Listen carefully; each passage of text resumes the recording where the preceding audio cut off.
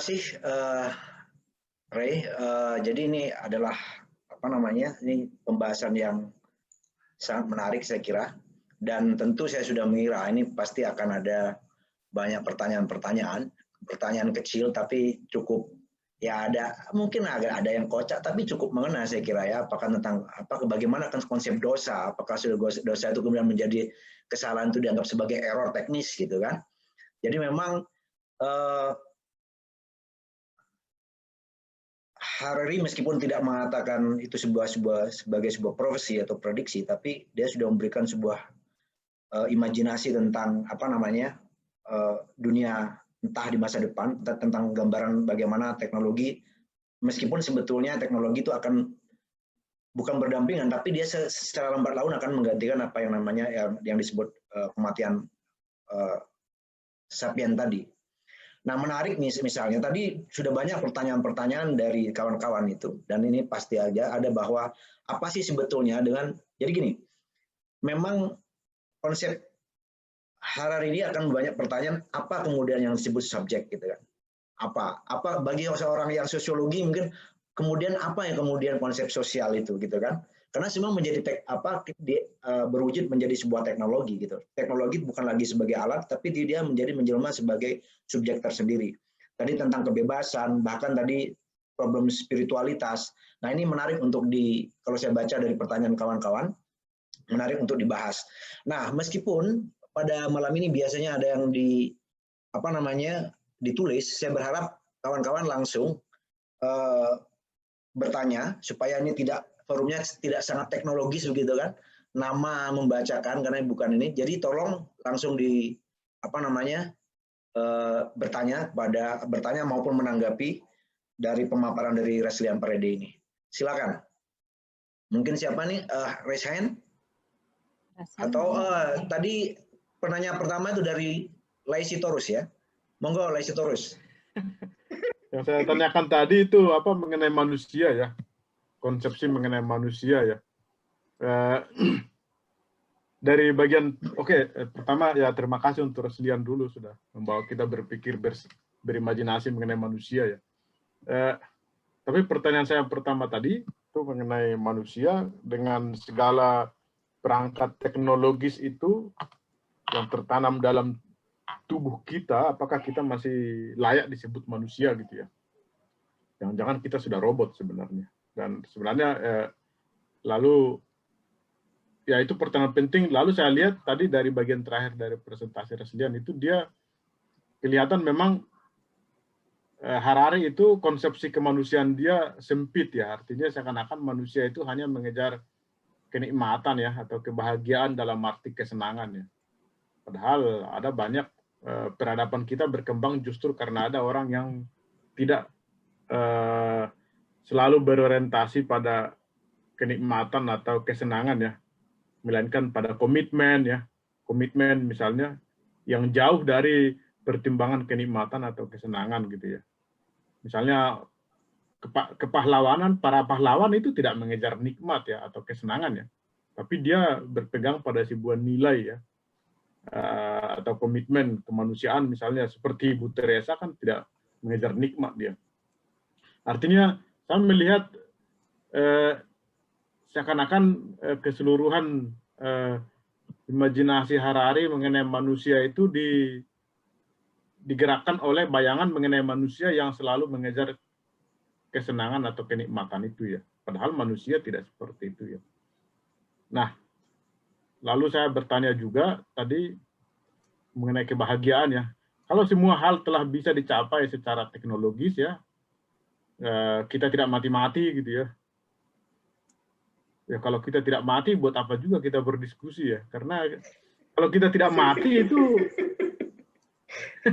ya, kalau kita tidak bisa mati, kita akan berada pada penungguan abadi untuk melakukan segala sesuatu. Kita belajar karena kita membayangkan suatu saat kita akan mati. Kita bekerja, ya kita bekerja karena membayangkan suatu saat kita akan mati. Kalau kita hidup terus, semua itu bisa dilakukan kapan saja. Jadi kita berada dalam penantian abadi untuk selalu melakukan itu. Akhirnya kita statis saja gitu. Nah, nah itu kontradiksinya ya.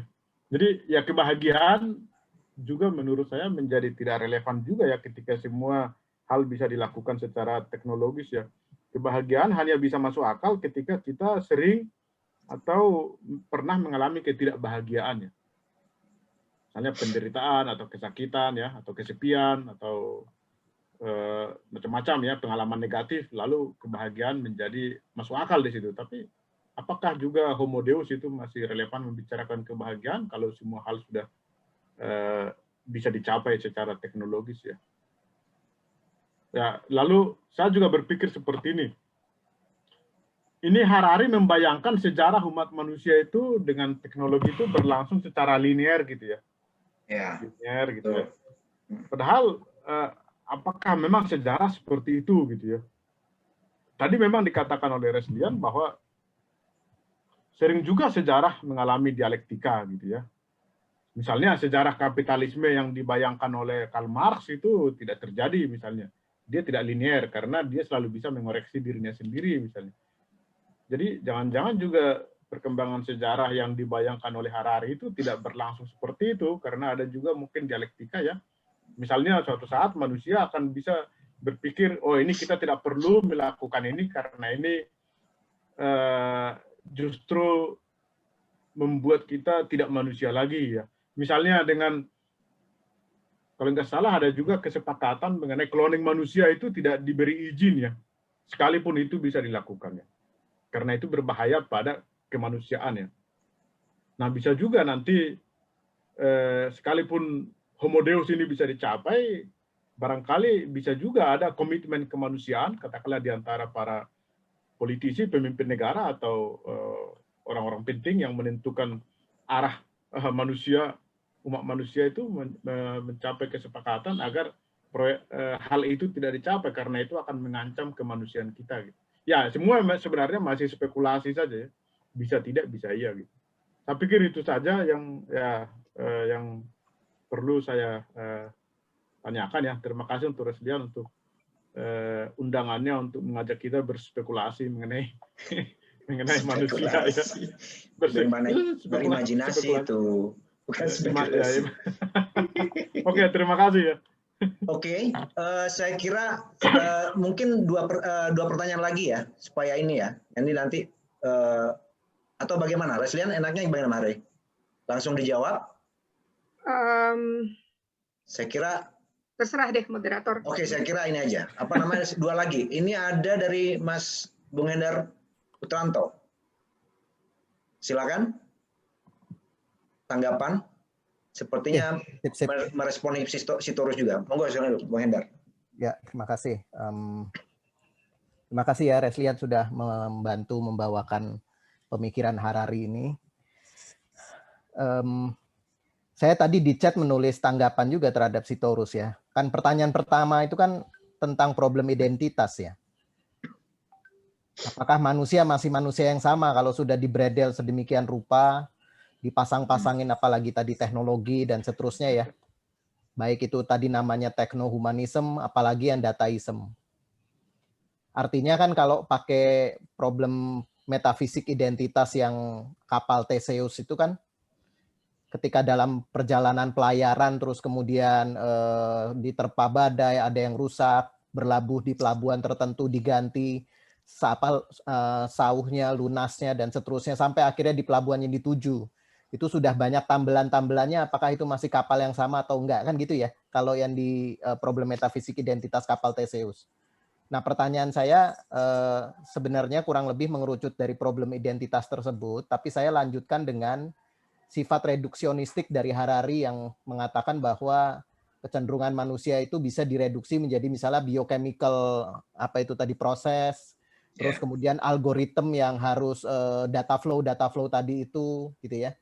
Itu kan kecenderungan apa ya, bukan hanya monolitik dalam berpikir, tetapi juga reduksionistik dan seperti itu. Nah, apakah dalam arti itu tidak ada suatu bayangan Harari, misalnya bayangan bahwa spiritualitas masa depan bukan hanya dia mengangkat topik dewa-dewa Hindu atau apa yang tadi seperti superhuman atau seperti God, tapi dalam pengertian God-nya bukan monoteistik ya, tapi God dalam pengertian kayak dewa Hindu ya, masih ada kekurangan-kekurangan, keterbatasan-keterbatasan. Saya menanyakan kepada Harari lewat Reslian, apakah memang manusia seperti itu yang dibayangkan minus free will, ya, dia tidak mendedikasikan satu bab khusus ya bahas tentang free will ya, Reslian, correct me if I'm wrong. Tapi kalau misalnya itu nanti bisa menjadi satu titik pencerahan kita dari diskusi malam ini, free will itu seperti apa begitu kalau dalam konsepsi masa depan ya, manusia masa depan itu masih ada atau enggak? Itu aja dulu, nanti buat kita diskusinya. Terima kasih, Mas Wildan. Baik, terima kasih Mas Hendar. Ada 2 pertanyaan saya kira. Mungkin langsung bisa dijawab deh. Ya, jawab. Ya, oke, langsung dijawab ya. Oke, thank you pertanyaannya ya. Nah, ini ada satu pertanyaan yang sama antara Tulang Sitorus dan Hendar. Tulang. Emang baru. Mengenai kalau manusia Opung LBP. Kalau manusia itu misalnya ada alat di dalamnya, apakah itu masih bisa disebut manusia? Nah, pertanyaannya yang disebut manusia, kan pertanyaannya manusia itu siapa? Itu kan yang artinya kalau misalnya kita menganggap manusia yang sekarang ini adalah manusia kita seperti ini, apakah ini esensi dari manusia? Justru karena Harari melihat bahwa esensi manusia yang kita anggap sekarang dengan kita merasa bahwa manusia ada kesadaran, ada otentisitas, ada free will, dan seterusnya, itu konsep dari humanisme. Karena in reality, itu kan how do you prove bahwa ada free will? How do you prove ada consciousness? Itu loh. Jadi bagi Harari, ya itu humanisme dari masa pencerahan sampai sekarang itu yang dipandang sebagai manusia, tetapi mungkin bukan itu manusia. Mungkin ada kemungkinan ada potensi lain dari manusia yang kalau saya pakai bahasa Heidegger ya, yang sebenarnya belum tersingkap sampai saat ini. Nah, justru dengan adanya teknologi, ya, esensi ya dalam tanda kutip, itu sebenarnya esensi manusia bukan sesuatu esensi yang tetap, yang kemudian sekarang dengan adanya teknologi, kemudian mungkin kita, oh ternyata manusia itu bukan yang kita pahami selama ini loh. Itu loh. Jadi tadi kalau pertanyaan apakah masih bisa disebut manusia yang sama, nah sekarang pertanyaannya manusia itu apa dulu? Gitu loh. So I think exactly that's the point dari Harari yang ingin mengatakan justru karena konsep yang lama itu sudah, dan juga dia kayaknya di sini ada nilai practicality ya, bahwa humanisme dengan pandangan humanisme dengan konsep manusia itu tadi menurut dia ya, ini terlalu lemah dalam tanda kutip dengan manusia yang sekarang kalau ingin membawa manusia kepada proyek manusia abad ke-21, yaitu tadi mengatasi kematian dan mencapai kebahagiaan. So itu alasan praktikalnya. Tetapi kalau kemudian ditanya apakah masih bisa disebut manusia kalau dipasangi alat, ya tergantung kita mau sebut manusia itu siapa dulu gitu loh. Jadi jangan status quo, maksudnya jangan dulu fokus pada konsep manusianya baru kemudian membandingkan. Ya mungkin kalau dengan konsep manusianya dulu mungkin tidak sama. Tetapi masalahnya what is a man gitu kan? Man is probably not what we thought they are now. Itu ya, satu. Kemudian tadi sebelum masuk ke yang saya setuju tadi, jadi kalau misalnya memang terlalu sempit dia mendefinisikan bahwa kebahagiaan tadi berdasarkan Epicurus tadi. So I think probably itu salah satu ya saya nggak mau bilang kelemahan ya. Jadi bahwa kenapa mungkin Harari melihat bahwa sebagian besar orang memang ingin menghindarkan dari kesakitan dan ingin mencapai kenyamanan, bahwa ada yang kemudian ingin melakukan lebih dari kewajiban dia atau menjadi heroes, mungkin dia melihat itu tidak merupakan fenomena yang umum. Tapi I'm not talking on behalf of Harari, that's just my opinion ya. So ya, disclaimer dulu teman-teman yang baru datang, saya tidak menulis tesis mengenai Harari, saya sama dengan teman-teman hanya membaca Harari. So that's my understanding. Nggak dibayar juga lagi sama Harari. Betul. Oke, nah kemudian tadi Sitorus yang bahwa sejarah tidak linier dengan misalnya Marx, tapi persis Harari sudah mengatakan di dalam disclaimer-nya dia itu kalau di bagian awal bahwa ini bukan prediksi, ini bukan manifesto politik, bukan profesi, tetapi ini lebih bahwa berdasarkan keadaan sekarang prediksi dia mengenai ke depan. Nah, dia sangat menyadari bahwa dengan membuat prediksi ini sebenarnya kan manusia bisa bereaksi. Dia mengambil contoh Marx. Jadi dengan prediksi Marx ternyata kapitalisme kemudian mengadaptasi diri, melakukan perubahan sehingga akhirnya bisa bertahan misalnya, atau pandangan lain. Nah, jadi yang ya dia tahu bahwa memang tidak linear, bahwa dan yang dia prediksikan bukan sesuatu yang bersifat itu akan terjadi, tetapi prediksi dia. Dan kalau kemudian manusia bereaksi terhadap prediksi itu, kemudian misalnya mengambil langkah untuk teknologi yang seperti apa sih yang kita inginkan. Jadi menurut dia ini adalah membuka percakapan. So I think definitely dia tidak melihat sejarah sebagai proses yang linear. Tetapi ada di situ masuk diskusi atau diskurs dengan manusia. Nah, mengenai tadi pertanyaan Hendar yang spirituality, sebenarnya dia ada bicara, dia nggak bicara ya free will, ada banyak dia bicara free will, dan dia spirituality bukan spirituality tapi consciousness. Nah, menariknya Harari itu tidak jadi gini, dia mengatakan consciousness memang beda. Ya, kan, menurut Harari consciousness itu sesuatu yang sulit dibuktikan, tetapi memang tetap ada bahwa sains pun para ilmuwan pun juga mengakui bahwa mereka tidak dapat membuktikan adanya consciousness, tetapi diakui fenomenanya ada.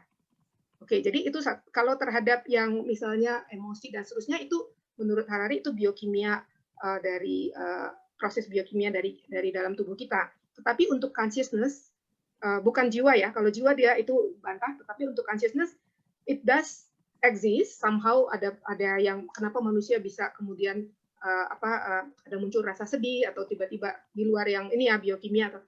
Nah itu tetapi yang menariknya di sini dia bilang consciousness itu ada tetapi tidak bisa dibuktikan oleh saintis, tetapi dia tidak memahami fungsi dari consciousness. Apa sih sebenarnya relevansi dari consciousness? Karena menurut dia agak useless gitu loh consciousness. Jadi daripada oke lah diakui ada tetapi tidak relevan. Jadi dia ambil contoh, misalnya untuk kendaraan yang mobil yang otomatis gitu ya.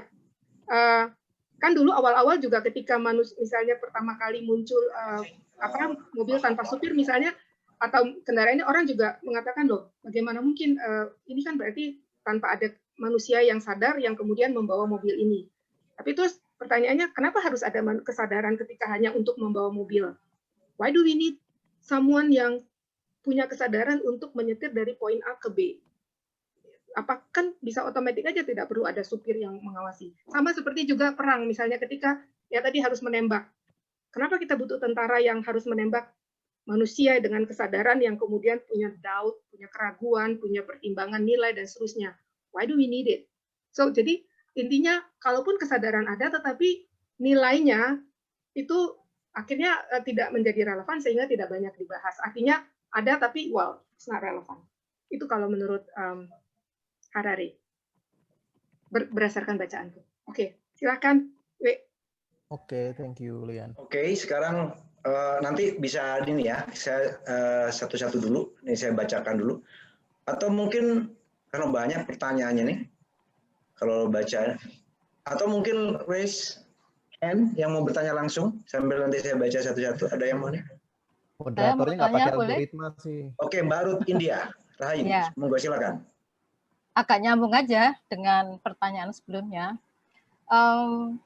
Saya tadi tertarik dengan peringatan disclaimer-nya Harari bahwa ini adalah Homo Deus adalah prediksi sejarah ya. Nah, saya berimajinasi kemudian kalau Homo Deus ini adalah prediksi sejarah, apakah dapat ini menurut Mbak Kakak Reslian ya, apakah dapat diasumsikan bahwa Homo Deus ini merupakan hasil dari sejarah perkembangan masyarakat. Jadi saya nggak tahu apakah Harari ngomong soal masyarakat karena saya tadi agak terlambat, maaf. Tetapi coba saya bawa ke ranah masyarakat karena juga manusia bagian dari masyarakat. Nah, seandainya bahwa Homo Deus ini merupakan hasil dari sejarah perkembangan masyarakat dari sapien ke Deus, maka kalau saya pakai merujuk Marx, kita mengandai-andai ya, Kalau menurut Marx, driving daya dorong sejarah perkembangan masyarakat itu kan antara lain terjadi karena adanya konflik atau dialektika di dalam menguasai kepemilikan pribadi atau untuk akumulasi kapital. Nah, kita berandai-andai seandainya Homo Deus ini merupakan satu bayangan tentang masyarakat masa depan, manusia-manusia masa depan itu adalah Homo Deus ini, maka apakah dia bukan terjebak atau memiliki juga satu keinginan, daya dorong untuk melakukan akumulasi kapital? Sehingga ini karena konteksnya kapitalisme, atau untuk melakukan kepemilikan monopoli atas kepemilikan pribadi. Kan ada juga soal kebahagiaan. Kalau di dalam masyarakat kapitalis kan katanya yang bahagia jika kita mampu melakukan akumulasi kapital melalui penguasaan atas alat-alat produksi, kepemilikan pribadi dan sebagainya. Nah, mungkin nggak kita berandai bahwa Homo Deus ini juga akan memiliki kebahagiaan jika mampu melakukan akumulasi kapital. Sehingga memang kalau kita membayangkan masyarakat, struktur masyarakat di masa Homo Deus ke depan, itu tetap juga ada struktur. Basisnya adalah basis kepemilikan atas kapital-kapital tersebut. Kalau enggak, sepi juga dunia mungkin ya. Itu aja. Minta tanggapan. Terima kasih. Oke, satu lagi. Ada David Tobing ya. Saya lihat. Lanjut mungkin. Dari tadi udah capek angkat tangan. Siapa? Arif. Oh, Arif Susanto. Oke, monggo. Ya, monggo Mas Arif. Thank you. Fotonya bagus sekarang. Oh, lebih bagus dari aslinya ya. Bukan dia, Homo Deusnya Arif itu. Iya, avatarnya itu. Homo Deusnya.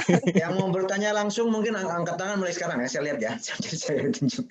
Banyak Mas Arif ini. Monggo Mas Arif langsung. Ya, oke. Pertama, walaupun siapa Harari meletakkan tulisan ini sebagai sebuah prediksi, saya lebih suka menafsirnya sebagai tantangan dibandingkan sebuah ramalan. Tantangan, terutama melihat bahwa Harari memang berangkat dari fakta-fakta sejarah yang terjadi dalam beberapa kurun waktu terakhir gitu ya. Nah, tadi saya setuju dengan Sitorus bahwa cara pandangnya memang cenderung linear ya.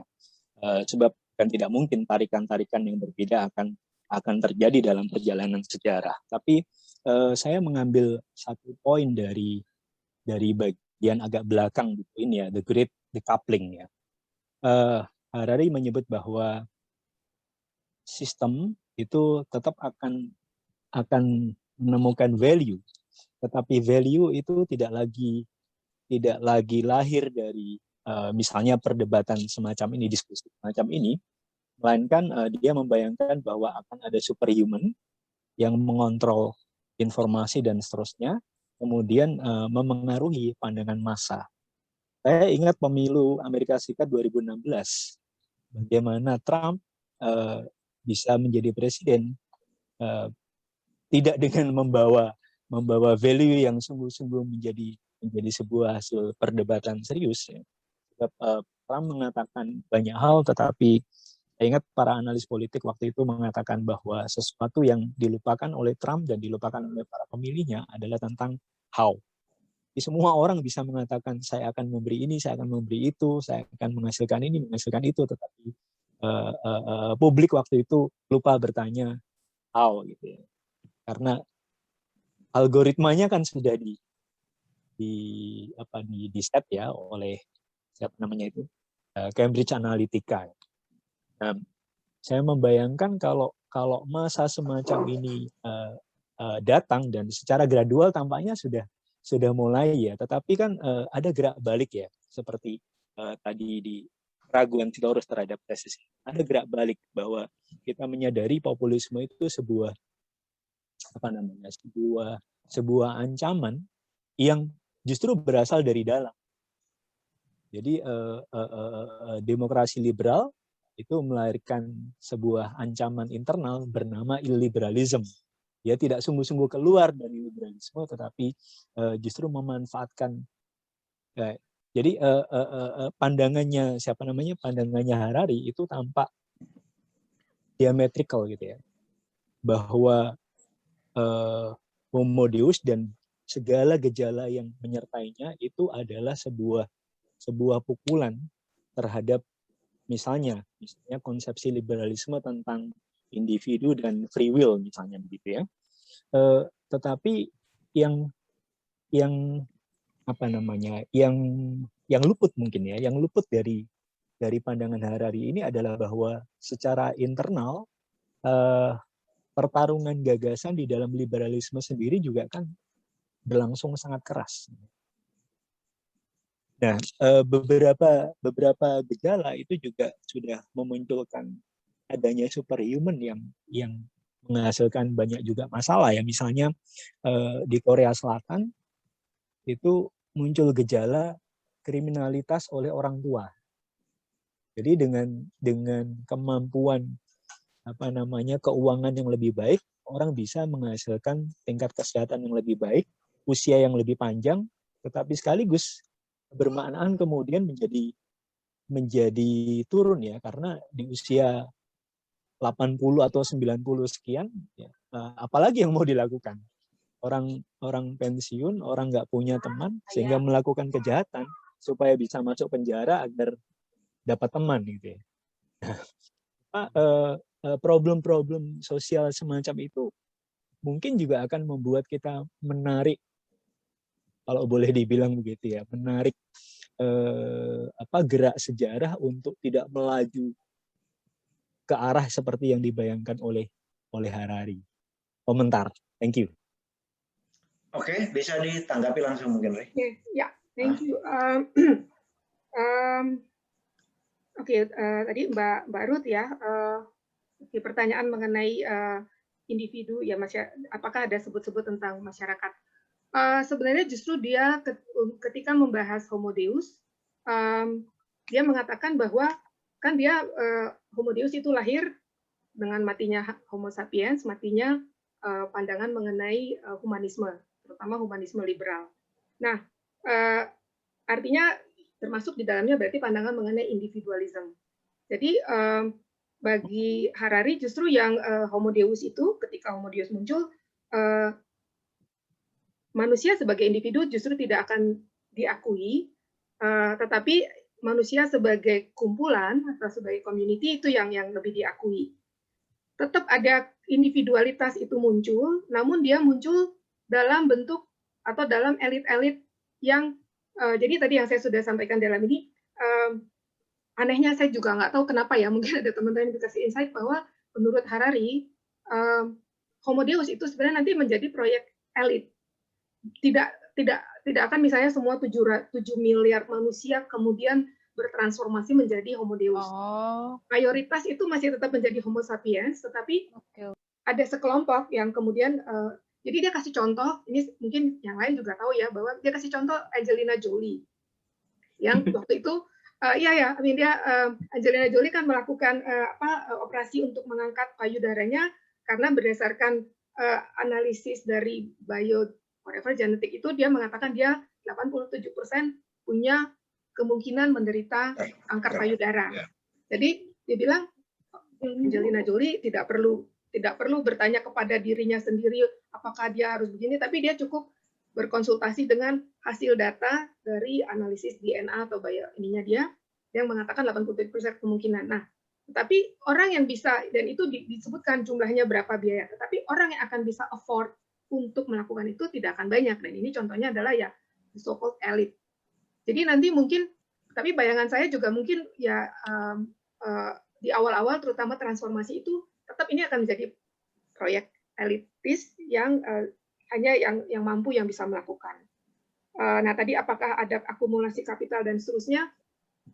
Yang pasti kalau ini dikaitkan kan di Homo sapiens sebelumnya kita ada imagine order, ada negara, ada Tuhan, ada uang, itu kan semua sesuatu yang tidak ada secara substansial. Nah nanti Harari mengatakan pada masanya Homo Deus itu juga justru imagine order itu diperkuat karena nanti algoritma, kalau dia bilang argumennya, lah kalau negara bisa mengklaim punya tanah, ya kan, atau misalnya pemerintah Amerika bisa mengeluarkan hutang untuk biaya ya, pemerintah Indonesia juga gitu ya maksudnya. Lah kalau begitu kenapa algoritma yang juga merupakan imagine, maksudnya bukan sesuatu yang eksis pada atau yang secara substansial ada, kenapa algoritma, mungkin nanti akan muncul algoritma raksasa yang kemudian bisa klaim memiliki tanah.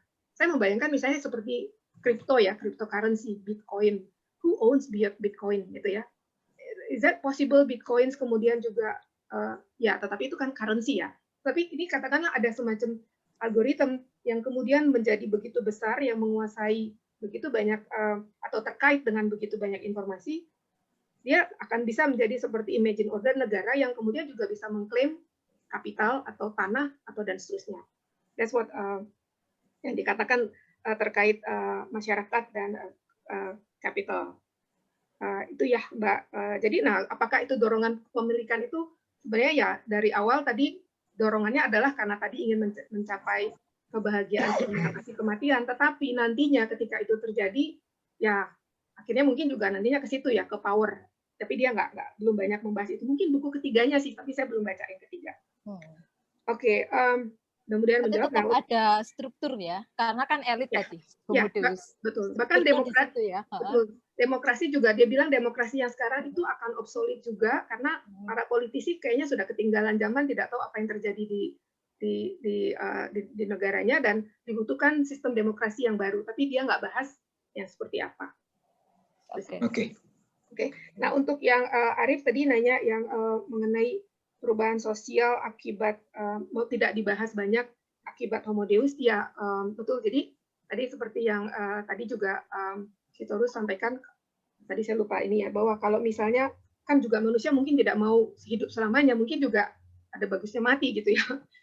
Ya saya jadi ingat ada novelnya Jose Saramago yang dia tentang kematian dan ya. Jadi bagaimana seandainya suatu saat manusia tidak bisa mati, ternyata itu juga problematis, ya kan? Karena akan bagaimana butuh lahan yang banyak untuk bagaimana kalau manusia tidak mati? Karena akan butuh bagaimana memenuhi sumber makanannya, bagaimana memenuhi perumahannya, dan karena manusia bisa berkembang biak tapi tidak bisa mati.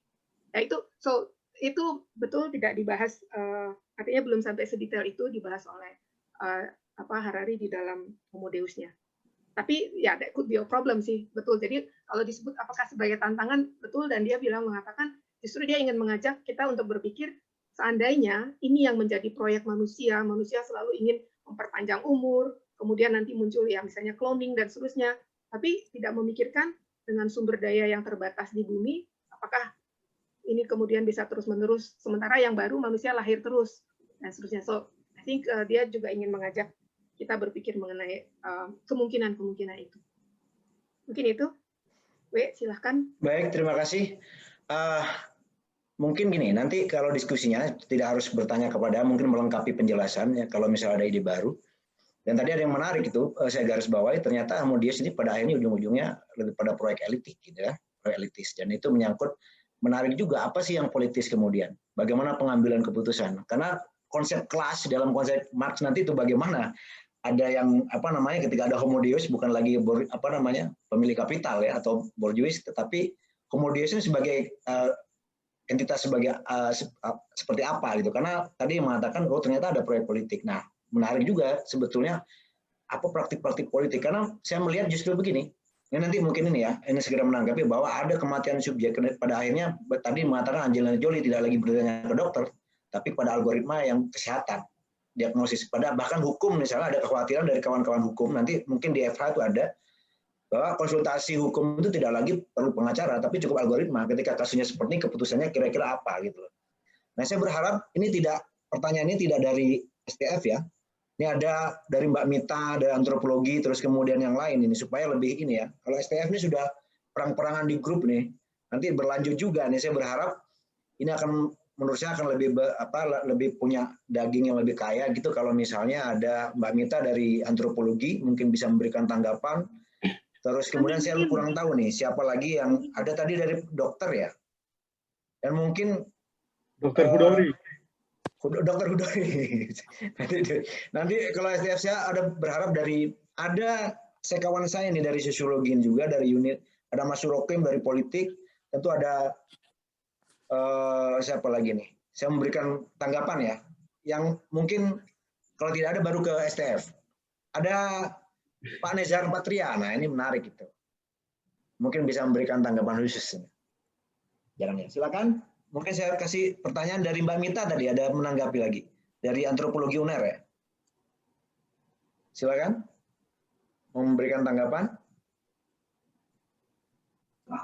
Lagi rame banget Mas Wildan. Oh, tidak apa-apa. Kita kalau orang filsafat bisa hening katanya dalam keramaian. Ininya ada splenteran suara. Saya tulis saja kali ya. Oh, tapi saya dengar. Kedengeran kok itu Mbak Mita? Nggak kedengeran kok. Nggak, suaranya Mbak Mita bisa kedengeran jelas kok. Suara-suara di belakang nggak kedengaran malah. Jelas ya. Oh Jelas, ya udah. Buat saya ini menarik sekali karena manusia itu udah ada sejak 2 juta tahun yang lalu kan. Dan kita itu kalau misalnya kita hidup ini ibaratnya masih belum ada 1 menit juga ini manusia, tapi sekarang udah segini banyaknya manusia. Jadi dibandingkan umur bumi yang udah sangat tua banget, dan dengan banyak banget jumlah manusia ini, kemudian sekarang banyak yang mati karena lagi ada virus, sementara yang didiskusikan di Harari ini adalah kelompok elit yang kemudian menjadi Homo Deus ini. Banyak pemikiran-pemikiran dari Harari ini yang menurut saya sangat menarik dari sisi antropologis, karena saya dari antropologi ragawi ya, jadi saya mempelajari dari sisi biologisnya juga, termasuk tentang algoritma tadi, yang mana manusia ini suka sekali untuk membaca pola. Dia dibandingkan spesies yang lain, dia jago banget untuk membaca pola ini. Dan membaca pola ini adalah digunakan untuk memecahkan masalah-masalah yang ada di dirinya maupun di masyarakatnya. Nah,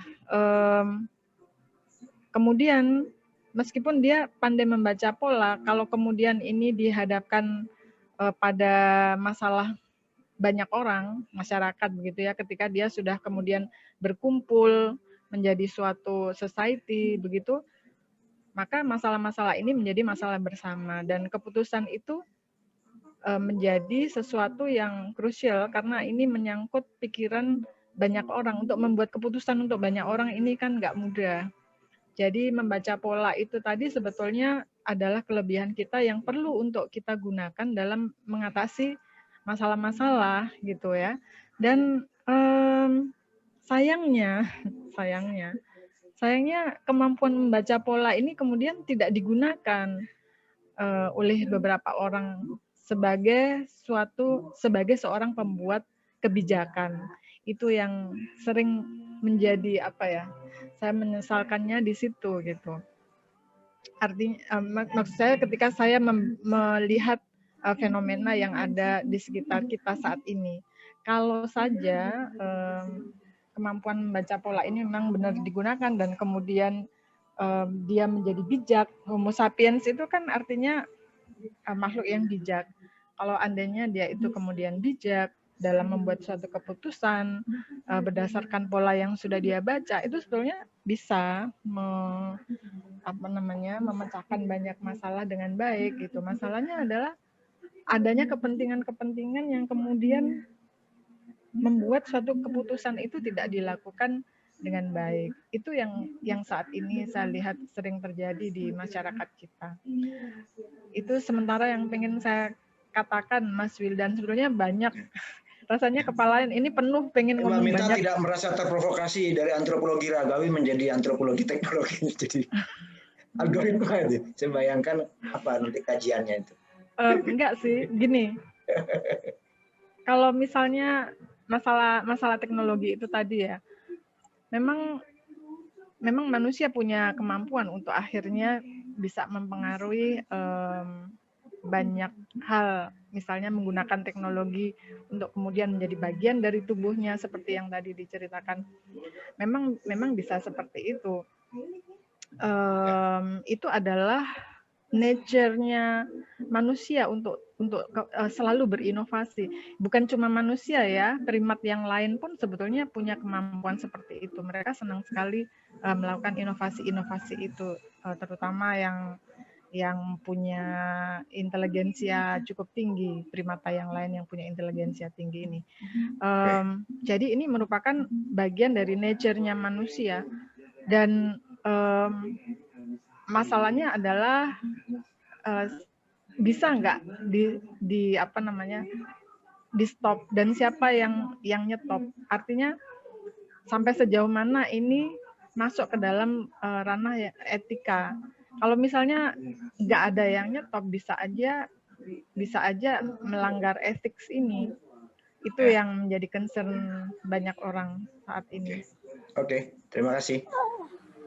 Satu lagi. Siapa lagi yang mau nih? Raise hand. Saya berharap dari non-STF dulu ya. Non-STF nantilah bisa ini. Dari siapa nih? Saya tunjuk nih ya. Sangat tidak demokratis. Atau mungkin against free will berarti, Mas. Oh ya, memang harus. Karena algoritma tuh nggak bisa di ini. Pak Nezar mungkin? Halo Pak Nezar. Nah ini tentang politik. Bagaimana? Ada insight mungkin yang bisa ini? Mana Pak Nezar? Perlu saya ini nggak? Ya, Wildan. Selamat malam semua. Menarik. Terima kasih Pak Nezar. Enggak, aku kebetulan tadi di grup WA ada yang share link ini kan. Link diskusi ini gitu.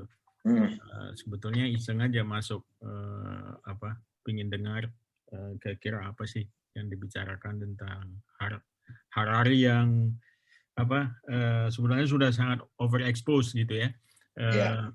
Sering dibicarakan tapi juga terus mendapatkan inspirasi baru saya kira ya. Nah ini kelebihan Harari dari 3 bukunya itu, Sapiens, Homo Deus, dan 21 pelajaran untuk abad 21 itu. Yang pertama, kita harus berterima kasih pada Harari karena dia memberikan sebuah big picture saya kira ya, dari sebuah sejarah yang panjang di Homo Deus itu kan, dan juga Sapiens, dia menulis bagaimana 3 revolusi itu ya, revolusi kognitif 70.000 tahun yang lalu revolusi agriculture 12.000 tahun yang lalu, terus kemudian revolusi industri sekitar 500 tahun yang lalu, dan kita sekarang ada di abad 21 lah, di mana semua puncak-puncak pencapaian peradaban manusia itu ada di hari ini gitu kan, dengan berbagai macam problemnya dan kegamangan menatap masa depan gitu. Kurang lebih Harari memberikan pesan itu kepada kita, ancaman. Dia mencatat cukup baik tentang artificial intelligence misalnya, tapi dia juga agak cemas gitu ya dengan perkembangan artificial intelligence yang bisa digunakan buat buat politik yang otokratis misalnya gitu, atau di mana kebebasan manusia akan hilang gitu ya.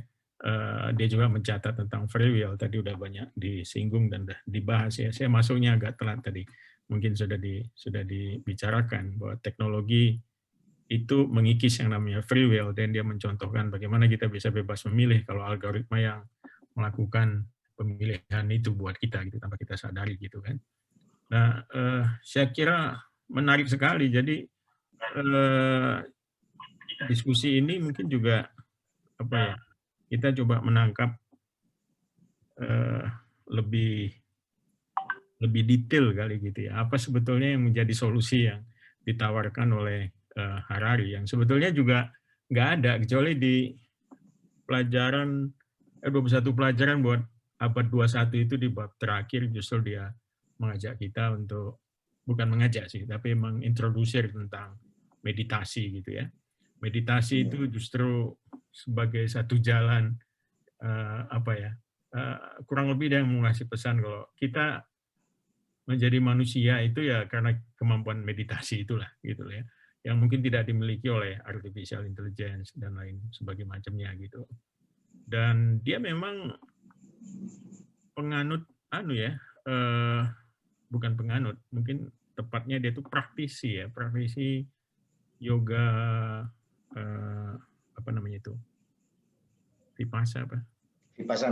Vipassana. Iya. Vipassana. Dia praktisi itu cukup lama dan sangat sangat dalam juga belajar tentang Buddhisme gitu. Dan kalau kita lihat dari karya-karya dia itu sebenarnya ada pesan seperti juga pesan yang ada dalam ajaran Buddha gitu ya tentang semua itu berubah gitu ya, tentang constant change gitu kan. Terus ada suffering ya, penderitaan manusia di tengah pencapaiannya gitu. Jadi sebetulnya menarik sih melihat prosa peradaban yang ditulis sama Harari ini gitu. Dan saya nggak tahu kita meletakkan dia sebagai sejarawan atau juga filsuf gitu ya. Kalau filsuf kira-kira apa sih yang di konsep oleh Harari ya? Mungkin dia historian ya, mungkin hampir menjadi filsuf juga saya kira gitu ya. Karena kemampuan dia untuk menggambarkan secara sederhana dari satu proses sejarah yang kompleks gitu ya, dan mengambil satu tema gitu. Saya kira itu kekuatan Harari dan membuat bukunya bisa diakses oleh siapa saja gitu yang ingin tahu tentang sejarah manusia ya. Dan sangat menarik. Misalnya ya di buku dia itu kita juga bisa menangkap bagaimana keingintahuan manusia itu ya, itu tumbuh sejak kita menjadi Homo sapiens itu ya. Dan kita selalu mencari tahu tentang sesuatu yang di seberang sana yang mungkin tidak terjangkau gitu ya. Dan energi untuk itu terus ada sejak manusia purba ya. Kita bayangkan bagaimana mungkin ada keterkaitan ras di sejumlah benua misalnya antara Australia dengan mereka yang pernah hidup di Nusantara gitu ya. Dan itu diduga terjadi pada saat sebelum es mencair dan permukaan bumi belum terpisah-pisah gitu. Tapi yang jadi pertanyaan, dengan apa mereka ke sana ya? Dari Nusantara ini bisa mengarungi lembah sampai ke Australia gitu. Mencari apa gitu ya? Ya ada istilahnya mencari the unknown gitu ya. Suatu yang tidak diketahui gitu loh. Dan the unknown itu terus menjadi semacam ambisi sapiens ini ya. Sampai kapan kita nggak tahu, apakah sampai dia menjadi deus atau apa gitu. Tapi unknown ini ya akan terus saya kira menjadi api yang membuat manusia terus akan bergerak untuk menaklukkan bukan hanya permukaan bumi, tapi juga luar angkasa gitu ya. Misalnya kemarin itu kita lihat ada berita bagaimana space tourism itu sudah dimulai gitu ya. Orang kaya bisa naik pesawat untuk lihat-lihat luar angkasa gitu. Ya itu persis seperti yang digambarkan Harari juga. Ya sebentar lagi mungkin kita semua akan masuk dalam eksplorasi yang baru lagi untuk menemukan the unknown yang nggak tahu sampai kapan. Saya kira itu aja sih eksplorasinya ya. Makasih Bung Wildan.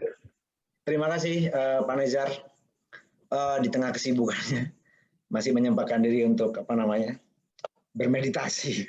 Ada menarik juga itu. Kalau memang yang dikatakan Bung Nezar itu bahwa ini dia seorang ini bagaimana imajinasi yang dari meditasi yang spiritual gitu tiba-tiba dia bicara soal yang sangat teknologis gitu. Nah ini ini menarik juga tuh, ada sebuah lompatan di situ. Ray, silakan untuk memberikan tanggapan. Ada insight tadi dari beberapa dari Mbak Mita sama Pak Nezar. Oke, dari Mbak Mita tadi bahwa tadi kan mengatakan bahwa manusia memang pada dasarnya suka untuk membaca pola gitu ya. Tapi kok ternyata kenapa banyak pola ini tapi tidak diperhatikan oleh para pengambil keputusan gitu ya, kalau nggak salah intinya tadi ya. Nah, sebenarnya justru poin dari Harari dengan Homo Deus sejalan. Jadi it's probably true. Jadi manusia memang membaca pola kan dalam artian untuk pengambilan keputusan supaya kita tahu oke, dengan pola seperti ini keputusan apa yang terbaik. Nah, kalau menurut Harari, kalau dulunya memang kita mengandalkan pada manusia, kemampuan manusia untuk mengumpulkan data, menganalisis, kemudian mengambil keputusan. Tetapi ini kemampuan manusia ini sangat terbatas. Ya tadi dan juga misalnya untuk penyimpanan data dan kemudian bagaimana mengkoneksi data yang satu dengan yang lain. Nah, justru disinilah masuk teknologi. Dengan adanya teknologi yang juga kemudian bisa data yang terkumpul dan terolah itu menjadi hampir tak terbatas, jauh melampaui kemampuan manusia, dan juga kemampuan teknologi untuk melakukan analisis dan juga misalnya di dalam proses data processing itu. Nah, ini yang akhirnya keputusan yang diambil oleh katakanlah oleh sistem, oleh computer science dengan algoritma dan informasi yang masuk dengan data yang dikumpulkan begitu banyak, itu menjadi lebih baik dibandingkan kemampuan manusia itu sendiri. So artinya kenapa justru manusia yang tadi dianggap man is an obsolete algorithm, dan memang karena kemampuannya yang tadi justru dengan adanya teknologi ini membantu manusia untuk membaca pattern yang dengan lebih baik. Nah, ini saya juga tadi sebenarnya mau komentar teringat yang misalnya untuk masalah seperti pandemi ya. Jadi ada dibahas sih sedikit mengenai pandemi juga, tapi ini misalnya kalau nggak salah dia menyebut ada yang disebut Google Flu Trend. Nah, sebenarnya dengan teknologi yang misalnya Google kan sudah sangat masuk, dia sudah, I think Google adalah entitas yang memiliki data paling banyak mengenai manusia dan fenomena lain. Nah, ini dia punya sistem yang bisa membaca bahwa akan terjadi satu pandemi di satu daerah dengan mengumpulkan beberapa data, misalnya berapa orang yang kemudian berkonsultasi dengan dokter atau berapa orang yang membeli obat ABCD di apotik dan seterusnya. Nah, ini semua hampir tidak mungkin kalau kita misalnya berdasarkan ada berapa orang yang kemudian berkumpul atau misalnya mengumpulkan data dan kemudian menyatukan data tersebut.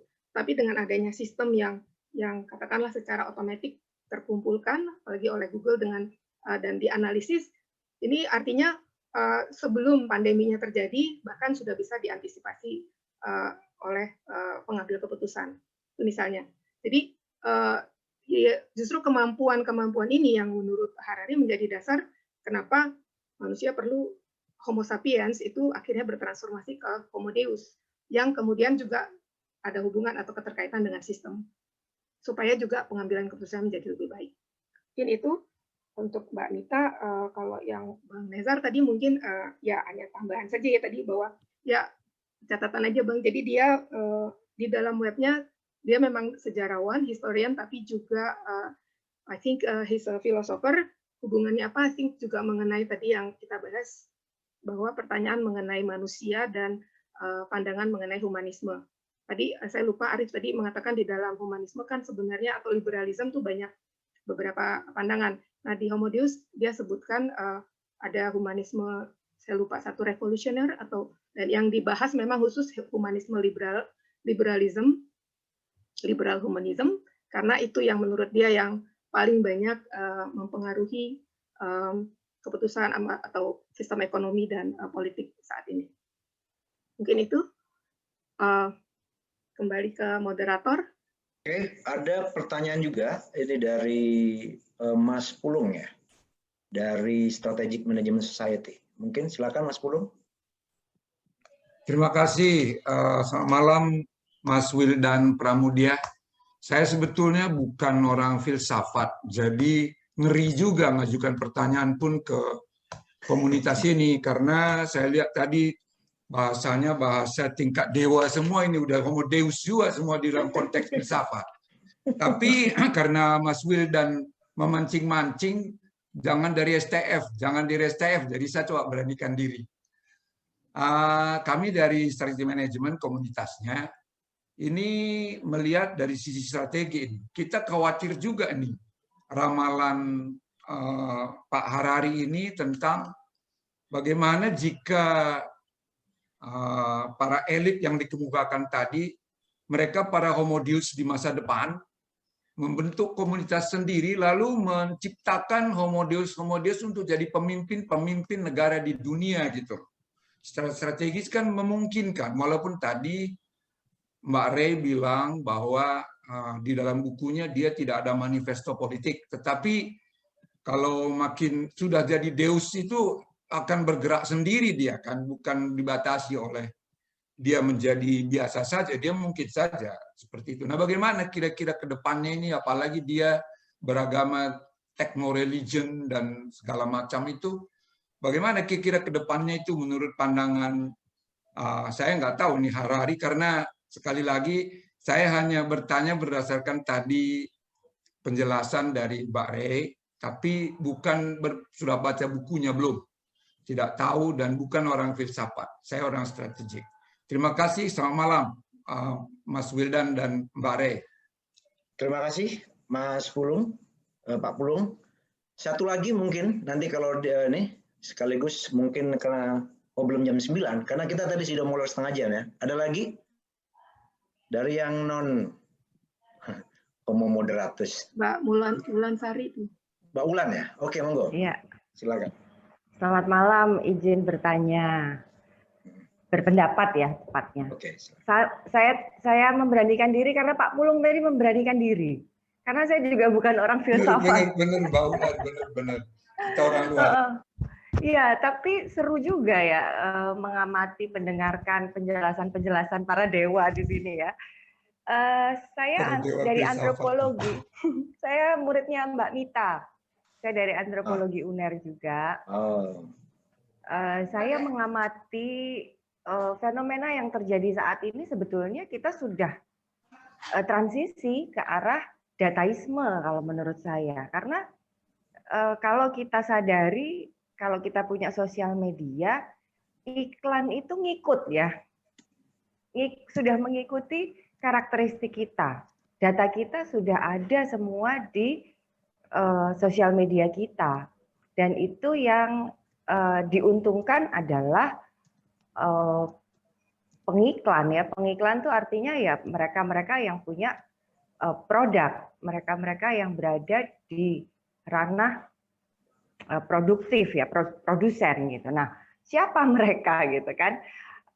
Oke, saat ini masih bisa dinikmati oleh orang-orang yang belajar tentang search engine optimize gitu ya, teknologi itu gitu untuk memanfaatkan teknologi itu untuk berdagang gitu. Tapi sebetulnya iya ada kekhawatiran bahwa ini adalah kerjaan elit dunia untuk ini kekhawatiran yang mungkin lebay ya, tapi menjadi masuk akal kalau dibilang bahwa Harari ini sedang memberikan pesan bagi kita semua untuk berpikir, so what kalau ini memang akan terjadi seperti ini, dan trennya memang terbaca seperti itu kok gitu. Nah, yang menjadi PR kita semua sebetulnya adalah langkah apa? Kalau saya kan lebih ke praktisi ya, saya juga sedang belajar untuk SEO tadi, search engine optimizing di ranah teknologi digital gitu ya. Apa langkah-langkah kita supaya Homo sapiens ini nggak boleh punah gitu? Bagaimana jadinya jika tidak ada hati nurani, tidak ada kemanusiaan gitu. Kalau semua keputusan by data untuk kepentingan elit tertentu, dan it works gitu. It works. Kita pintar gitu. Manusia ini adalah makhluk yang sangat luar biasa cerdas, tapi memang tidak punya daya tampung kalau kata Mbak Rey tadi ya. Kita punya keterbatasan untuk menampung data, tapi kita bisa membuat tampungan itu kok gitu, dan membacanya. Nah, iya satu kekhawatiran memang bahwa sebagian orang-orang yang tahu bahwa dirinya mampu dan mengeksploitasi kemampuannya itu untuk mendrive sebuah peradaban, sementara sebagian besar lainnya itu dilemahkan dengan kemudahan-kemudahan. Anak-anak kita gadget mania gitu kan, orang-orang kita itu gadget mania hanya sebagai pengguna, user, konsumen. Nah itu PR-nya adalah apa yang bisa kita lakukan untuk mempertahankan Homo sapiens ini tetap ada. Itu sih sharing dari saya. Terima kasih. Baik, terima kasih. Satu lagi, saya ada Prof. Anitali ya. Kebetulan mumpung masih ada. Jadi mungkin ini pertanyaan yang enggak, masih ada waktu kita. Prof. Anitali, monggo silakan ya, untuk memberikan tanggapannya. Bukan dari filsafat, tapi saya menikmati membaca buku Harari itu. Diskusi ini juga tadi yang ditulis terakhir oleh Mbak Mita bahwa extinction is a natural process. Itu bulan-bulan ini gambaran yang terjadi tadi soal Homo Deus itu proyek yang elitis. Itu yang saya amati itu memang meresahkan sekali, persoalan vaksinasi. Akhirnya persoalan kelas, ya kan. Kemudian juga kalau saya kan dari bidang pendidikan, saya melihatnya juga disparitas sosial dan ekonomi ini demikian mencemaskan saya, sehingga akhirnya akan ada bagian-bagian dari bangsa kita atau bahkan dunia juga itu yang tertinggal, dan yang ditulis Mbak Mita bahwa extinction itu sedang terjadi, itu yang meresahkan saya, dan ketika dalam forum-forum dengan pembuat kebijakan di bidang pendidikan ya, pembuat kebijakan atau juga NGO yang bekerja untuk katakan flagshipnya itu untuk kemajuan pendidikan, itu kemudian bahasanya akhirnya itu ya kita ada rasa ketidakberdayaan. Misalnya aja soal pembelajaran jarak jauh, itu banyak yang nggak terjadi gitu karena akses, karena ya disparitas itu sendiri. Bukan karena pandemi ini membuat nyata gitu loh. Tapi sebelumnya sudah ada disparitas itu. Hanya pandemi ini seperti pernah saya tulis seperti kaca pembesar gitu, menunjukkan kita ini loh disparitasnya. Nah, akhirnya kembali ke tadi bahasanya para policy maker dan juga NGO yang bergerak di bidang pembangunan pendidikan itu akhirnya kita realistis saja, kita cari yang low hanging fruits gitu, yang bisa kita lakukan intervensi, itu kita cari low hanging fruits. Yang daerah-daerah yang sudah nggak terjangkau itu bahkan pada tingkat policy maker dan NGO itu sudah ada rasa tidak berdaya gitu. Nah ini yang mencemaskan saya, mengusik rasa keadilan lah. Tapi ya kalau bukunya Harari ini kan sejarah panjang gitu ya.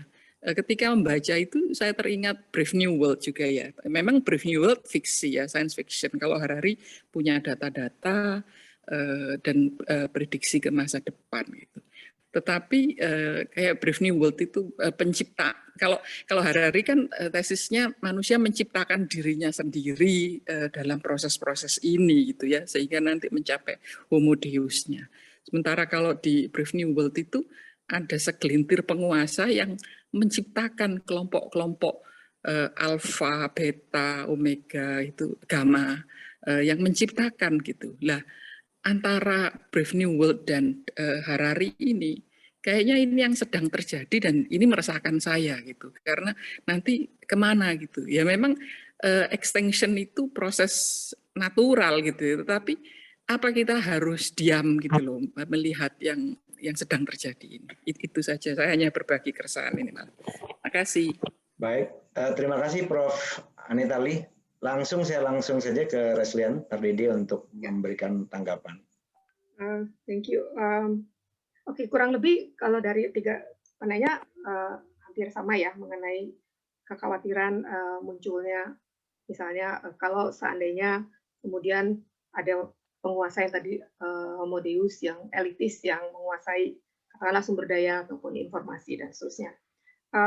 Sebenarnya saya juga tidak punya jawaban karena but exactly ini yang ada di dalam homo deus. Tapi tadi mungkin ke Prof. Anita dulu ya mengenai tadi karena ini disebutkan oleh Harari. Jadi kalau tadi Prof. Anita menyebutkan Brave New World, tapi dia menyebutkan Orwell ya, yang 1984.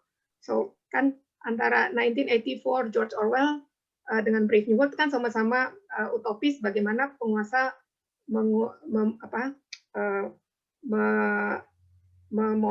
bukan memonitor, memanipulasi, menguasai masyarakat. Kalau dengan 1984 itu ada big government dengan represi, kemudian ketakutan dan seterusnya, itu dia dikontrol, masyarakat dikontrol. Tapi kalau Brave New World itu dengan diberikan kesenangan, ya kan? Jadi you can also control masyarakat, tapi ya dibuai aja dengan kesenangan bahwa dia diberi, bahwa mereka bebas melakukan apapun yang mereka lakukan, tapi to some extent mereka dikontrol. Nah, kalau menurut Harari, yang homo deus itu sebenarnya mirip, tetapi tidak dari manusia dikontrol, tapi bukan dari external factor. Kalau yang 1984 itu dari government, dari luar, Brave New World dari government, tapi juga dengan stimulasi-stimulasi yang menyenangkan. Nah, kalau homo deus, manusia sebenarnya juga dikontrol, tetapi dengan justru dari dalam dirinya. Ketika manusia merasa lebih nyaman ketika mengambil keputusan, atau misalnya dengan teknologi yang ada kan jauh lebih menyenangkan ya, atau misalnya dengan kenyamanan yang ada dia mau mengambil keputusan yang tadi sudah dijelaskan, sebenarnya muncul dari dalam dirinya, kebutuhan dia. Tadi juga disampaikan misalnya tadi ya dengan ada informasi yang kita kan kadang-kadang akan memilih, misalnya ya mau sekolah di mana, mau bekerja di mana, atau pasangan hidup yang manapun, itu bahkan juga sebenarnya bukan keputusan yang dari berdasarkan free will atau otentik atau otonomis, tetapi dipengaruhi dari input dari luar atau dari biokimia dari kita. Nah, itu yang dipengaruhi oleh teknologi. So basically manusia juga menyerahkan itu, kemudahan pengambilan keputusan itu pada informasi yang dia cari yang terkoneksi dengan sistem atau tadi yang disebut algoritma. Ya, jadi nah memang bagaimana kita mencegah kemudian munculnya penguasa yang katakanlah yang kemudian menjadi elit, saya juga tidak tahu jawabannya karena that's also adalah PR. Tapi kalau menurut saya juga ya kemunculan sekarang kan juga ada banyak gerakan-gerakan yang kemudian apakah kita harus menyerahkan semua kebebasan kita misalnya pada yang disebut pemerintah. Makanya gerakan cryptocurrency menurut saya nggak melihat bahwa itu nilai investasinya karena sangat fluktuatif, tetapi itu adalah bermuara dari keinginan untuk mendesentralisasikan kekuasaan.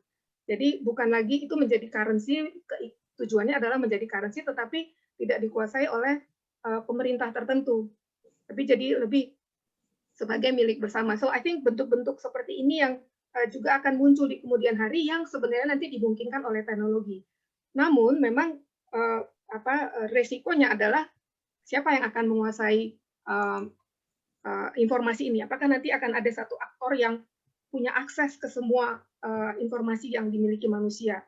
Nah, salah satunya misalnya Google ya. Google is a giant yang punya. Nah, ini sebenarnya juga sudah muncul dari misalnya pemerintah Amerika juga yang bagaimana upaya untuk membatasi penguasaan data ini ya. Jadi ini sudah mulai muncul dan kita tidak tahu seberapa berhasil upaya ini karena justru kesadaran ini bahwa karena begitu banyak informasi berharga yang dimiliki para teknolog perusahaan teknologi ini, maka mereka sebenarnya bisa menjadi penguasa yang sesungguhnya bukan lagi pemerintah. yang misalnya pemerintah resmi. So, tapi bagaimana menyetop semua ini? Karena di satu pihak kita juga, sebenarnya masyarakat juga butuh kan, masyarakat juga suka. Tadi ada kecenderungan, ya semua orang dengan senang hati memberikan datanya, men-share foto-fotonya, informasi tentang dirinya di sosial media, because they all want to be part of the bigger thing. Jadi, so kalau saya ingat Heidegger, teknologi mungkin jadi semacam jalan keluar, tetapi juga menjadi, bukan Heidegger juga, sebenarnya si Harari menyebut, tapi juga menjadi semacam kutukan terhadap humanisme, terhadap manusia, terhadap Homo sapiens. Bagaimana dia bisa keluar dari teknologi tapi tetap menjadi dirinya sendiri? I don't know. Itu juga si Harari tidak mengatakan jalan keluar itu secara jelas di Homo Deus. Mungkin yang buku ketiganya ya, which I haven't read. Oke, mungkin itu ya, Wildan. Oke, ada pertanyaan dari tadi tuh, Mbak siapa Mbak siapa tadi tuh? Sebelum sudah selesai ya? Ada 3 pertanyaan, 2 pertanyaan sebelum Prof. Anitali tadi. Oh ya, sebenarnya sudah sih. Jadi kurang lebih mengenai kekhawatiran sosial media. Keresahan ya, keresahan. Oke. We cannot stop it sih, karena di satu pihak masyarakat juga, ya kan, kita juga ini sudah pakai Zoom ini, like how do we do this technology? Kemudian bagaimana kita memaki-maki teknologi through technology, ya kan? So it's actually mungkin kita sudah sangat tergantung juga. I don't know. Mungkin itu diskusi yang lainnya. Oke, terima kasih. Saya kasih 2 pertanyaan lagi. Sekarang dari STF lah. Kayaknya sudah pada ini juga semua. Mas Udoy, Mas Justinus Prastowo boleh kalau mau ini. Kita karena tadi molor ya. Ada 10 menit lagi yang bisa kita ini. Ada itu tutup. Pak Ayub tuh pendeta. Oh boleh. Siapapun. Ada pertanyaan ya kalau saya di chat ya, Pak Ayub. Mas Justinus Prastowo atau Mas Udoy? Udari. Nanti Pak Justinus nanya keuangan nanti. Baik, ada lagi yang ini?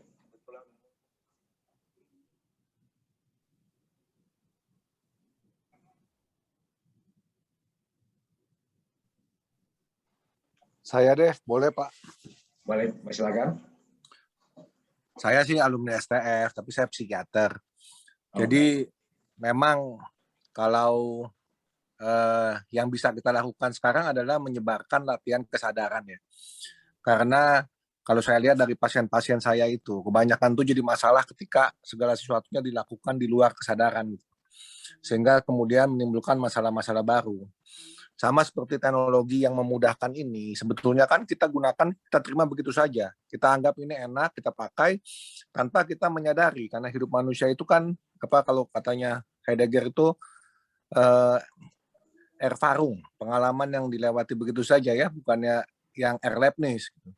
Nah, mungkin dari pelajaran filsafat ini, kita bisa membangkitkan orang-orang itu untuk lebih bisa Erlebnis ya, lebih bisa refleksi seperti itu sehingga tidak terbawa begitu saja oleh si penguasa-penguasa Homo Deus ini. Sehingga tidak kita dibilang STF itu sekolah tanpa faedah, kemudian mata kuliah filsafat itu sering diabaikan dan direndahkan di fakultas gitu. Mungkin itu ya tanggapan saya. Terima kasih. Oke, kalau tidak ada mungkin karena sini sudah. David kayaknya tadi mau nanya. Siapa? David Tobing, monggo. Ya, terima kasih penjelasan Harari dari Reslian. Saya komentar saja sih sebetulnya. Yang pertama tentu tesisnya Harari ya, manusia itu jadi algoritma, lalu yang dasarnya lagi manusia itu reaksi biokimia ya. Sebetulnya saya menggunakan pemikirannya GBS Haldan ya. Sebetulnya problemnya di sini, kalau manusia itu reaksi biokimia, lantas proses argumentasi itu apakah hasil dari reaksi biokimia? Jika maksudnya apakah proses argumentasi itu, misalnya silogisme itu sebetulnya proses hasil biokimia. Jadi justifikasi kebenaran suatu hal itu atas dasar reaksi biokimia atau sesuatu yang lain dari situ. Lalu yang kedua itu sebetulnya terkait dengan Harari membedakan antara intelijen dan consciousness. Itu konsekuensinya saya kira itu sangat besar ya. Artinya pertama Harari mengetahui adalah ada sebuah intelligence, dan intelligence itu bisa dilepaskan dan itu jadi algoritma. Dan algoritma itu bisa bekerja di dua wilayah, sebetulnya wilayah karbon sama wilayah silikon. Tapi consciousness ini jadi pertanyaan sebetulnya, apakah dia juga bisa beroperasi di wilayah silikon? Sebetulnya ini konsekuensinya jelas ketika consciousness ini menjadi, menurut saya, dugaan saya consciousness ini kan sebagai medium untuk self reflection ya, identifikasi diri yang konsep gagasan dasarnya adalah konsep self itu yang bagi Harari dengan perkembangan teknologi yang ada itu bisa dianulir ya. Perkembangan sains yang ada itu bisa dianulir. Kalau saya tidak keliru juga salah seorang profesor dari ITB ya, Armin ya. Armin apa saya lupa, Armin Langi ya kalau nggak salah. Armin Langi juga memang sedang memikirkan sebetulnya ada dua perdebatan. Sebetulnya kecerdasan itu bagaimana tuh antara kehidupan sebetulnya dia masuk. Antara karbon dengan silikon. Jadi pertarungan dasar antara karbon dengan silikon, dia melihat ke sana sebetulnya. Karena algoritma yang dibangun itu semua yang kita pakai, kita pergunakan dan mungkin akan diintegrasikan dengan diri kita itu basisnya silikon. Sementara kita itu karbon. Dan karbon ini sebetulnya kita ini bagian dari planet ya, kalau pendekatannya Bu Karlina itu kan material yang ada di alam semesta itu ada di dalam manusia. Tapi apakah material yang ada di alam semesta ada juga di dalam silikon? Nah, itu masih pertanyaan besar. Jadi kira-kira sebetulnya yang pertama tentu saya dari persoalan justifikasi epistemologis, sebetulnya saya mau masuk sebetulnya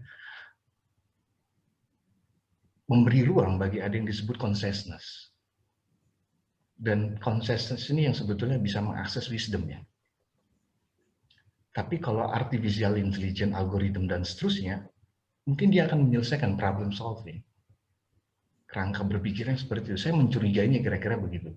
Di samping prediksi-prediksi Harari yang sebetulnya secara ilmiah saya kira mendekati keyakinan. Perdebatannya kan kira-kira yang paling mutakhir menurut saya, yang saya ikuti dari diskusi-diskusi. Singularitas sebetulnya kan.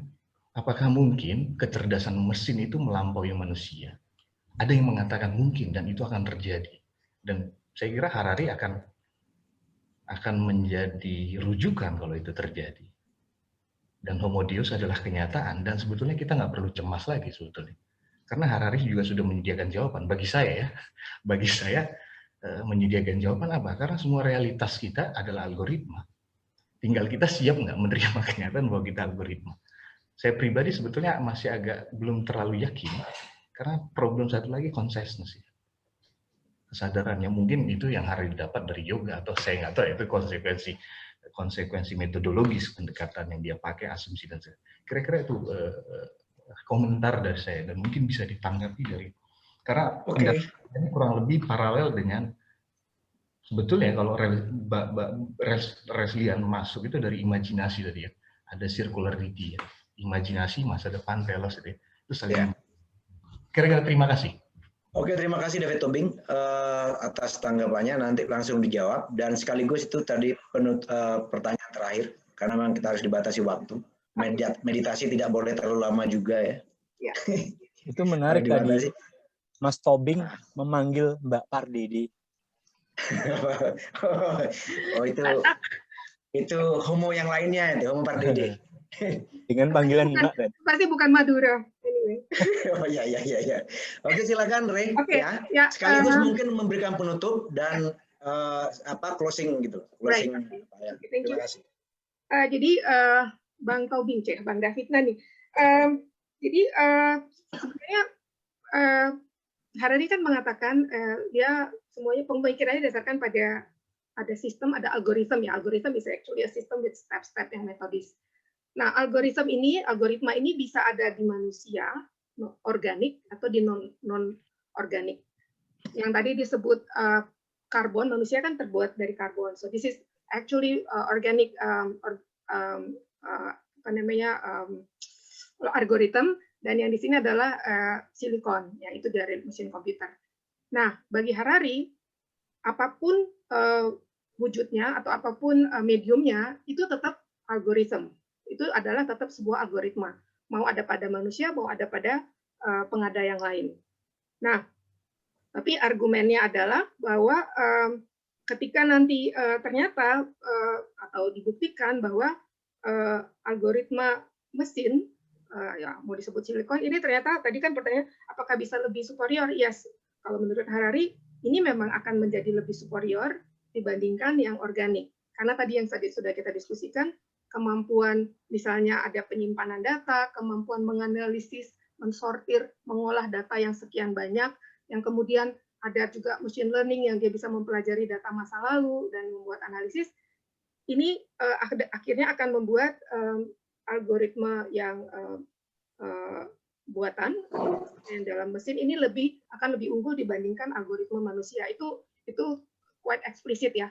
Makanya kemudian kenapa Homo sapiens akan bertransformasi ke Homo Deus, karena memang yang Homo sapiens yang dengan algoritmanya itu akan banyak kelemahan ya tadi. Kemudian ada memori yang lupa, kemudian ada kemampuan-kemampuan yang lupa, ada banyak keraguan dan seterusnya. So definitely akan lebih dikuasa atau lebih maju algoritma dari mesin. Nah, kemudian tadi intelligence dengan consciousness sebenarnya tadi sudah ditanyakan oleh Hendar ya. Jadi kalau intelligence dan consciousness kan ada decoupling ya, kemudian dipisahkan. Nah, yang consciousness memang hanya ada pada manusia. Tadi saya sudah jelaskan bahwa menurut Harari, walaupun saintis, para ilmuwan tidak bisa membuktikan adanya consciousness, tetapi mereka mengakui ada, tetapi tidak bisa dibuktikan. Tetapi consciousness ini juga dianggap merupakan salah satu dimensi dari manusia, namun dimensi yang dimiliki tetapi tidak terlalu relevan. Tidak terlalu berguna dalam tanda kutip ya, it's useless gitu loh. Karena ya tadi saya kasih contoh, misalnya untuk membawa kendaraan dari poin A ke poin B, do we need manusia yang akan menyetir yang mempunyai kesadaran, atau sebenarnya kita butuh mesin yang bisa secara otomatis descend dari A ke B. Yang penting kan sampai dari A ke B. Why do we need a human yang drive, yang punya segala kesadaran, emosi dan sebagainya? So itu kalau menurut Harari, well, it's there, but it's useless gitu loh, to get the job done. Gitu. Jadi mengenai intelligence dan conscious, kalau ke Homo Deus, akhirnya intelligence akan lebih diutamakan daripada conscious. Walaupun pada akhir Homo Deus, buku Homo Deus, Harari mempertanyakan, mungkin kita perlu berefleksi lagi, apa iya antara intelligence dan consciousness itu sebenarnya lebih penting intelligence dibandingkan consciousness. Saya duga ini mungkin karena ada proyek buku yang ketiganya, so probably we need to read that gitu loh. Jadi, tapi untuk yang kedua jelas dia mengatakan consciousness diakui ada oleh saintis, tapi it's not really relevant untuk kehidupan sehari-hari. Oke, nah yang menarik memang sebenarnya pertanyaan yang pertama dari David mengenai apakah proses dari thinking manusia itu yang tadi misalnya argumen itu merupakan proses dari biokimia. Nah itu kalau sebenarnya kalau yang sebenarnya di Harari hanya aja dijelaskan yang bahwa manusia ada experiencing dan narrating self ya, bahwa manusia yang memutuskan adalah manusia yang bercerita dari fiksi, dari narasinya, tapi bukan mengenai argumen. So I guess this is juga dan kemudian ya tadi apakah kemudian epistemologi ilmu itu bagaimana kemudian didasarkan untuk menjadi ada pendasaran nggak di dalam nanti Homo Deus.